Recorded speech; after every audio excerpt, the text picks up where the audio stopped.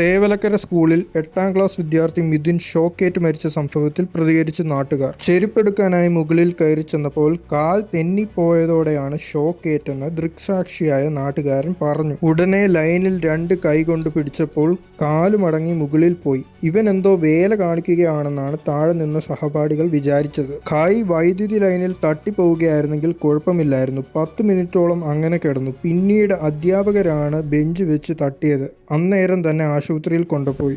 അപ്പോൾ ജീവൻ ഉണ്ടായിരുന്നുവെന്നും പ്രദേശവാസി പറഞ്ഞു. തേവലക്കര ബോയ്സ് ഹൈസ്കൂളിലേക്ക് മിഥുൻ പഠനത്തിനെത്തിയിട്ട് 1 മാസം മാത്രമേ ആയിട്ടുള്ളൂ. പടിഞ്ഞാറെ കല്ലട വലിയപടം വിളന്തറ ക്ഷേത്രത്തിനടുത്താണ് മിഥുൻ്റെ വീട്.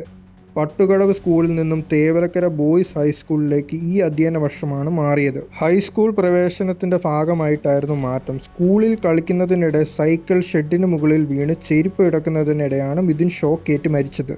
ക്ലാസ്സിലെ ബെഞ്ച് ഉപയോഗിച്ച് സൈക്കിൾ ഷെഡിന് മുകളിലേക്ക് കയറുമ്പോൾ കാൽ തെറ്റി വൈദ്യുതി ലൈനിലേക്ക് വീഴുകയായിരുന്നു. സാധാരണ സ്കൂൾ ബസ്സിലാണ് മിഥുൻ സ്കൂളിലേക്ക് പോകുന്നത്. എന്നാൽ അന്ന് പിതാവ് മനുവാണ് മിഥുനെ സ്കൂട്ടറിൽ സ്കൂളിൽ എത്തിച്ചത്. അമ്മ സുജ കുവൈറ്റിൽ ഹോം നേഴ്സായി ജോലിക്ക് പോയിട്ട് 3 മാസം മാത്രമേ ആകുന്നുള്ളൂ. സുജ രാവിലെ ഫോണിൽ വിളിച്ച് മനുവിനോടും മിഥുനോടും സംസാരിച്ചിരുന്നു. അതിനുശേഷമാണ് സ്കൂളിലേക്ക് പോയത്.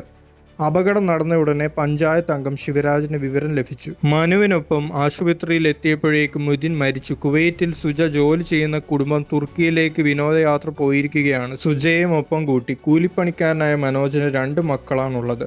ഇളയ മകൻ 6ാം ക്ലാസ്സിലാണ് പഠിക്കുന്നത്. 4 മാസമേ ആയിട്ടുള്ളൂ അവരുടെ അമ്മ വിദേശത്തേക്ക് പോയിട്ട്. അമ്മയോട് ഇതുവരെ വിവരം പറഞ്ഞിട്ടില്ലെന്ന് നാട്ടുകാരിൽ ഒരാൾ പറയുന്നു. വീട്ടുജോലിക്കായിട്ട് മിഥുൻ്റെ അമ്മ വിദേശത്തേക്ക് പോയത്. രാവിലെ മനോജ് മകനെയും കൂട്ടി സ്കൂളിലേക്ക് പോകുന്നത് കണ്ടെന്ന് നാട്ടുകാരിൽ പലരും പറയുന്നു. പിന്നീട് അറിഞ്ഞത് ദുരന്ത വാർത്തയാണ്. നല്ലൊരു കിടപ്പാടം പോലും ഇവർക്കില്ല.